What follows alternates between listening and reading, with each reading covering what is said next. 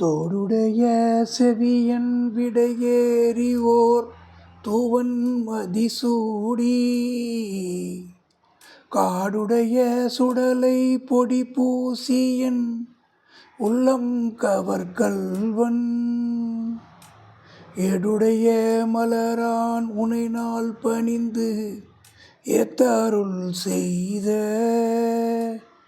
பீடுடைய பிரம்மாபுரம் மேவிய பெம்மான் இவன் அன்றே. திருஞான சம்பந்தர் சிறு குழந்தையாக இருக்கும்போது ஒரு நாள் அவருடைய அப்பா ஞான சம்பந்தரை அழிச்சிக்கிட்டு கோயிலுக்கு போனார்.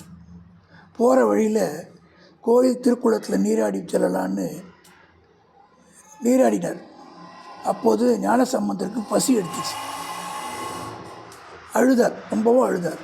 அங்கு பார்வதி சிவனோடு தோன்றி தன் திருமுலைப்பாலை ஞான சம்பந்தருக்கு தந்து அவரின் பசியை போக்கினார்.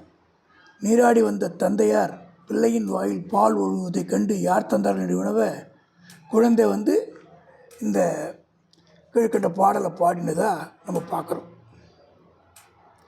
காதில் தோடு அணிந்து எருதின் மேல் ஏறி வெண்மையான மதியை சூடி சுடுகாட்டில் உள்ள சாம்பலை உடலெல்லாம் பூசி என் உள்ளத்தை கவர்ந்த கல்வன் தாமரை மலரின் மேல் இருக்கும் பிரம்மன் அன்று பணிந்து பூசை செய்ய அவனுக்கு அருள் வழங்கிய சிறந்த சீர்காழி என்ற ஊரில் இருக்கும் பெருமான் அப்படின்னு அந்த பாட்டில் எழுதி அருமையான அருள் பாதித்திருக்கார்.